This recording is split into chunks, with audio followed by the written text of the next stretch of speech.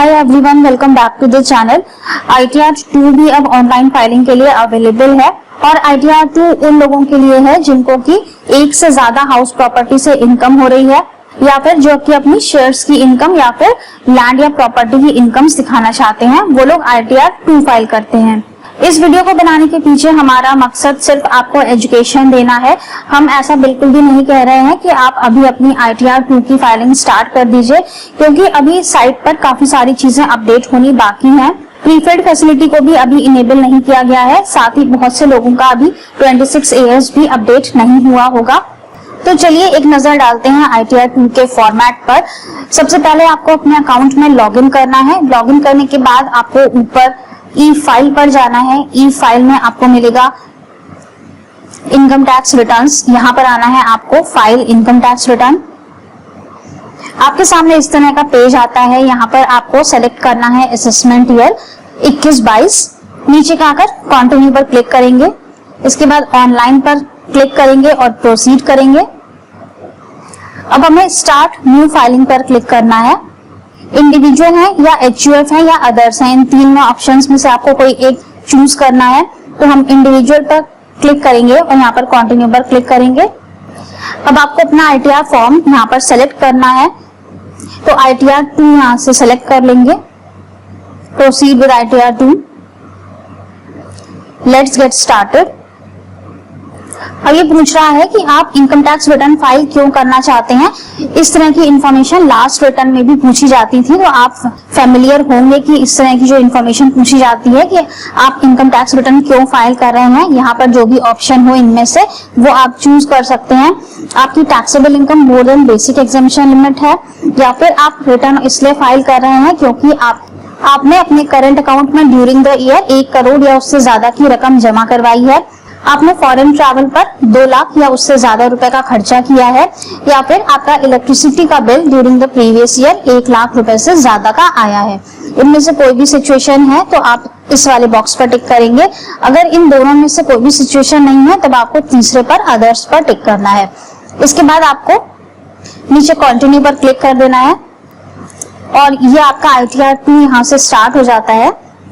अब यहाँ पर सबसे पहले आपको अपनी इनकम का सोर्स यहाँ पर सेलेक्ट करना है कि आप ITR 2 क्यों फाइल कर रहे हैं। अगर आपकी सैलरी इनकम है तो आपको यहाँ सैलरी के शेड्यूल पर टिक लगा देना है। अगर आप हाउस प्रॉपर्टी की इनकम क्लेम करना चाहते हैं तो आपको हाउस प्रॉपर्टी के शेड्यूल पर यहाँ पर टिक लगा देना है। अगर आपके पास कैपिटल गेन है शेयर्स का या प्रॉपर्टी का तो आपको इस वाले कॉलम में यहाँ टिक लगा देना है। अगर आप शेयर्स की वजह से ये रिटर्न फाइल कर रहे हैं तब आपको शेड्यूल 112A जरूर फाइल करना होगा, तो उसके लिए आपको यहाँ पर टिक लगाना है। शेड्यूल 115AD जो कि नॉन रेजिडेंट्स के लिए होता है, अगर आपको ये वाला शेड्यूल फिलअप करना है तो आपको यहाँ पर टिक लगाना है। इसी तरह से यहाँ पर सारे शेड्यूल्स दिए गए हैं। जो भी शेड्यूल आपके लिए रेलेवेंट है उस शेड्यूल पर आपको यहाँ पर टिक लगा देना है। अगर अदर सोर्सेज से आपकी कोई इनकम है, जैसे कि बैंक का इंटरेस्ट, FDs का इंटरेस्ट, डिविडेंड अमाउंट या कोई और इनकम, ट्यूशन वगैरह की इनकम, तो आपको अदर सोर्सेज के शेड्यूल पर टिक लगा देना है। उसके बाद स्पेसिफाइड पर्संस की इनकम, अगर आप स्पाउस का या माइनर चाइल्ड की इनकम को अपनी इनकम में क्लब कर रहे हैं तब आपको यहाँ स्पेसिफाइड पर्संस की इनकम के शेड्यूल पर टिक लगा देना है। इसके बाद है स्पेशल इनकम। इसके बाद है एग्जेम्प्ट इनकम। अगर आप कोई एग्जेम्प्ट इनकम क्लेम करना चाहते हैं या अपने ITR में कोई एग्जेम्प्ट इनकम दिखाना चाहते हैं तो उस पर टिक कर सकते हैं। इसके बाद है pass through income, schedule foreign source income और tax relief under section 90, 90A और 91। इनमें से जो भी शेड्यूल आपके लिए रेलेवेंट है उस पर आप टिक लगा लीजिए। और ये सारे शेड्यूल आपके इनकम से रिलेट करते हैं। जितने भी शेड्यूल्स पर आप यहाँ टिक लगाएंगे वो सारे आपके इस जगह यहाँ पर हाईलाइट हो जाते हैं। देखिए हमने 6 शेड्यूल्स पर यहाँ टिक लगाया है तो यहाँ इनकम में आ गया है 6 शेड्यूल्स यहाँ पर लिखा हुआ आ गया है। इसके बाद जब हम नीचे कंटिन्यू करेंगे तो ये जिन जिन शेड्यूल्स पर आपने टिक लगाया है सिर्फ वही शेड्यूल्स को ओपन करेगा, बाकी जो आपके लिए रेलेवेंट नहीं है वो ओपन नहीं होंगे। तो इस वजह से आपका काम काफी ऑर्गेनाइज्ड हो जाएगा। तो नीचे आके हम कंटिन्यू करेंगे, कंटिन्यू कंटिन्यू। अभी आपसे कुछ सवाल पूछेगा यहाँ पर कि are you opting for new tax regime, आप ओल्ड में रहना चाहते हैं या न्यू में रहना चाहते हैं। हम ओल्ड में रहना चाहते हैं, इसलिए हम यहाँ पर नो कर देंगे, न्यू में नहीं जाना चाहते हैं, नो कर देंगे और यहाँ पर कंटिन्यू कर देंगे। अब यहाँ पर सबसे पहले ये सैलरी के एग्जम्पशंस पूछ रहा है। यहाँ पर देखिएगा कि ये पहले आपसे सैलरी की डिटेल्स नहीं मांग रहा है, यहाँ पर इसने आपसे ग्रॉस सैलरी वगैरह कुछ भी नहीं पूछा है। सबसे पहले आपको यहाँ पर सैलरी के एग्जम्पशंस देने हैं। तो सैलरी के एग्जम्पशंस में क्या क्या है, अंडर सेक्शन 1014I अगर कोई भी एग्जम्पशन आप क्लेम करना चाहते हैं, आपको यहाँ यस पर क्लिक करना है और यहाँ पर आपको अपने एग्जामिशन का अमाउंट दे देना है। ये सारी चीजें आपको कहाँ से मिलेंगी, ये आपको फॉर्म 16 से मिल जाती हैं।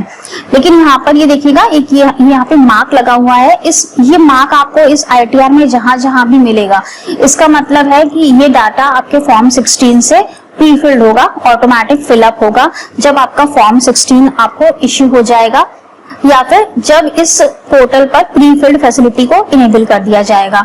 तो ये सारा डेटा आपका यहाँ पर प्री फिल्ड हो जाएगा। आपको बस चेक करना होगा कि क्या ये अमाउंट सही है या गलत।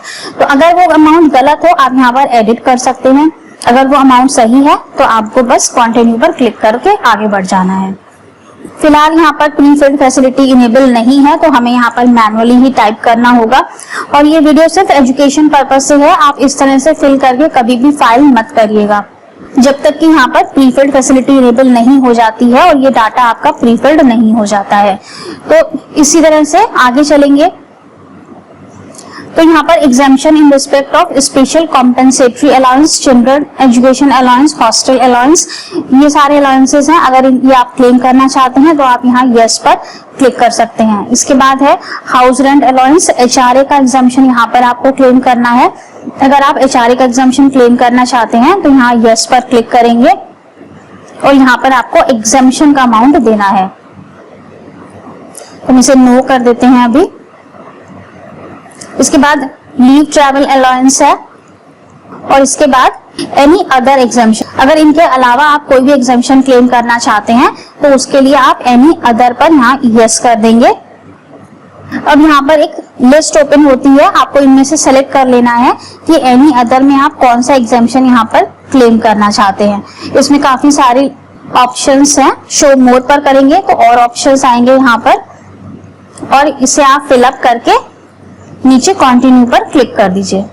इसके बाद डिडक्शंस आ गए। अभी भी इसने आपसे सैलरी की डिटेल्स नहीं मांगी है, अब ये डिडक्शंस वाले कॉलम पर आ गया है। आपके 80C से लेकर के 80U तक जितने भी डिडक्शंस होते हैं पहले आपसे वो पूछे जा रहे हैं। तो आपको यहाँ पर डिडक्शंस के अमाउंट दे देने हैं। 80C है, 80CCD2 है, 80D है मेडिकल का, 80E है एजुकेशन लोन के लिए, 80G है डोनेशन के लिए, 80GG है रेंट क्लेम करना चाहते हैं अगर, 80GGA है साइंटिफिक रिसर्च रूरल डेवलपमेंट के लिए और एनी अदर डिडक्शंस। अगर कोई और डिडक्शंस क्लेम करना चाहते हैं तो आप यहाँ यस पर क्लिक करेंगे और यहाँ पर पूरी लिस्ट आ गई है कि आप कौन कौन से डिडक्शंस यहाँ और क्लेम कर सकते हैं। तो 80DD, 80DDB, 80EE, 80EEA, 80EEB, 80GGC, 80TTA, 80TTB और 80U सारे सेक्शंस हैं यहाँ पर। जो भी आप क्लेम करना चाहते हैं यहाँ फिलअप करेंगे और कंटिन्यू पर क्लिक करेंगे। अभी कह रहा है कि we have prefilled your return based on information available in income tax department. ये कह रहा है कि हमने आपका डेटा प्रीफिल्ड कर दिया है, लेकिन फिलहाल इन्होंने कुछ भी प्रीफिल नहीं किया है तो हम यहाँ पर सिंपली ओके कर देते हैं और यहाँ से आपके शेड्यूल्स स्टार्ट होते हैं। यहाँ पर आपके सारे शेड्यूल्स मिलेंगे आपको। सैलरी है, हाउस प्रॉपर्टी है, कैपिटल गेन है, शेड्यूल है 112A, शेड्यूल है इनकम फ्रॉम अदर सोर्सेस। इसके बाद कैपिटल गेन के एडजस्टमेंट के शेड्यूल्स हैं साइला, BFLA, special income, schedule 80D, schedule 6A, deductions under chapter 6A, ये आपका प्रीफिल्ड हो जाएगा जो भी आप डेटा भरेंगे क्योंकि हम डिडक्शंस हम पहले ही क्लेम कर चुके हैं। इसके बाद नीचे कंप्यूटेशन ऑफ टोटल इनकम है और computation of tax on total income. यहाँ पर सिर्फ आपकी टीडीएस डिटेल्स जाएंगी जो कि आपके फॉर्म 26A से यहाँ पर प्रीफिल्ड होंगी। तो हम चलते हैं ऊपर। सबसे पहले हमको अपनी पर्सनल इंफॉर्मेशन पर जाना होगा जो कि है जनरल इंफॉर्मेशन। जनरल इंफॉर्मेशन में यहाँ आप एरो पर क्लिक करेंगे तो तो सबसे पहले यहाँ पर आपको आपकी पर्सनल इंफॉर्मेशन दिखा रहा है, इसके बाद है कॉन्टैक्ट, इसके बाद है फाइलिंग स्टेटस। ये सारे ब्लू कलर से हैं, इनका मतलब कि ये लिंक हैं और ये ओपन हो सकते हैं। कॉन्टैक्ट पर क्लिक करेंगे तो आपकी सारी कॉन्टैक्ट डिटेल्स आ जाएंगी, यहाँ पर एड्रेस, आपका कॉन्टैक्ट नंबर। एक बार हम फाइलिंग स्टेटस पर यहाँ पे क्लिक करते हैं तो यहाँ पर पहले से चूज है कि आप अंडर सेक्शन 139(1) अपनी रिटर्न फाइल कर रहे हैं, लेकिन जब आप रिवाइज का केस होगा या बिलेटेड का केस होगा तब आपको यहाँ पर सेकंड वाला जो है 139(4) या 139(5) जो भी आपके केस में रेलेवेंट हो वो आपको यहाँ से चूज करना पड़ेगा। इसके बाद are you opting for new regime, यहाँ पर फिर से पूछ रहा है, तो ये यहाँ पर ऑलरेडी पहले से ही यहाँ पर नो पर टिक्ड है क्योंकि हम पहले से कर चुके हैं। इसके बाद आपको नीचे रेसिडेंशियल स्टेटस को चूज करना है, रेसिडेंट है या नॉन रेसिडेंट है। रेसिडेंट पर क्लिक करेंगे, इसके बाद आपको यहाँ पे कंडीशंस पर क्लिक करना है। Do you want to claim benefit under section 115H, यहाँ पर पहले से ही नो है क्योंकि ये सेक्शन नॉन रेसिडेंट्स के लिए होता है और हम रेसिडेंट का रिटर्न फाइल कर रहे हैं, इसलिए यहाँ पर ये पहले से ही नो है। इसके बाद है are you govern by Portuguese civil code as per section 5A, यहाँ पर भी हम नो कर देंगे। अगर ये रिटर्न कोई रिप्रेजेंटेटिव एसएससी फाइल कर रहा है तो आपको यहाँ पर उसकी डिटेल्स देनी होंगी, लेकिन हमारे केस में हम यहाँ पर सेल्फ फाइल कर रहे हैं, इसे हम इसे नो ही रहने देंगे।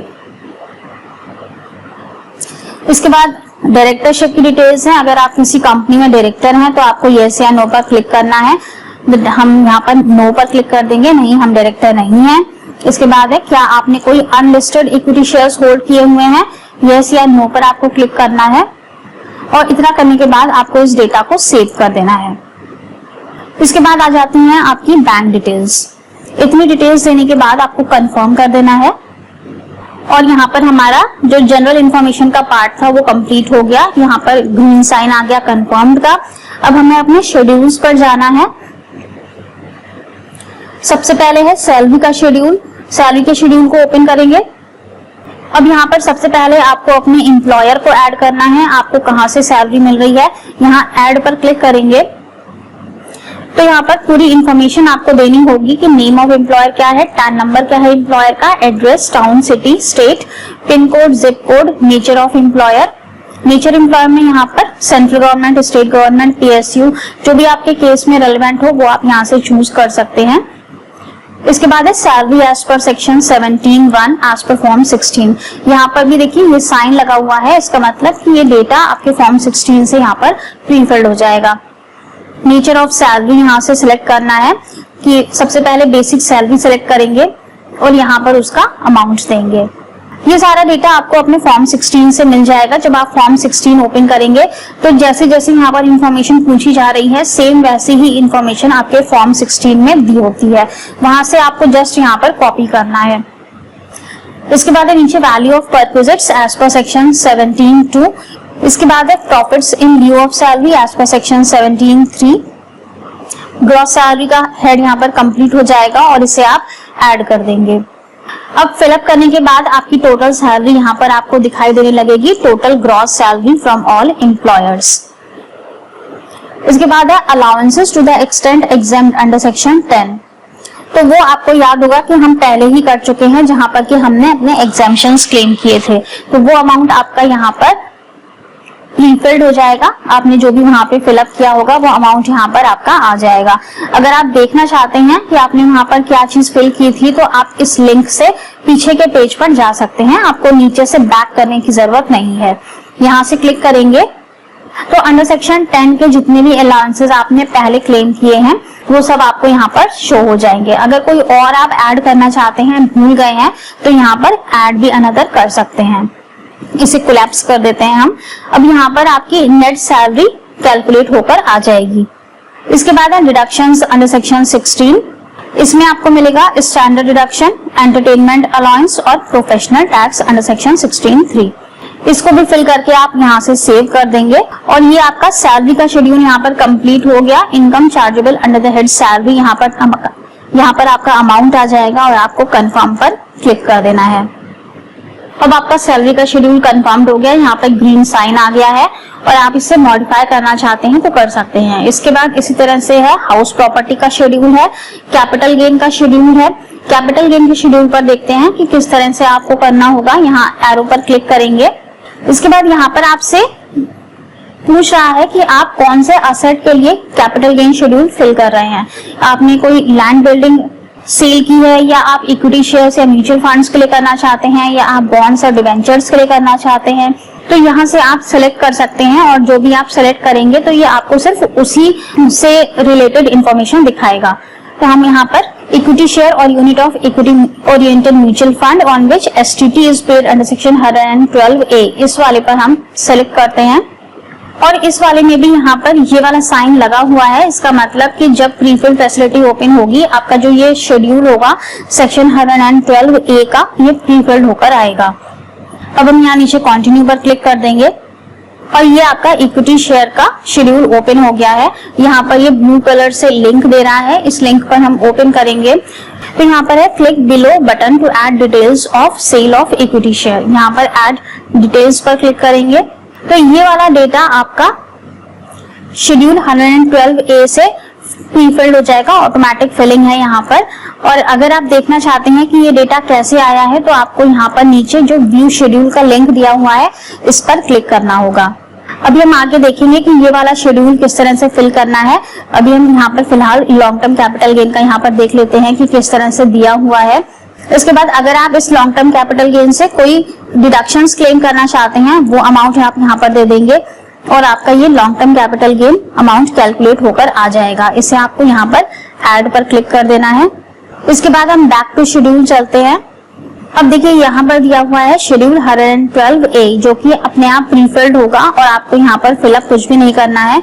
इस एरो पर क्लिक करेंगे तो यहाँ पर दो तरह के ऑप्शंस हैं। अगर आप डिटेल्स ऐड करना चाहते हैं तो यहाँ पर ऐड डिटेल्स पर क्लिक करके आप एक एक शेयर की यहाँ पर इंफॉर्मेशन फिलअप कर सकते हैं।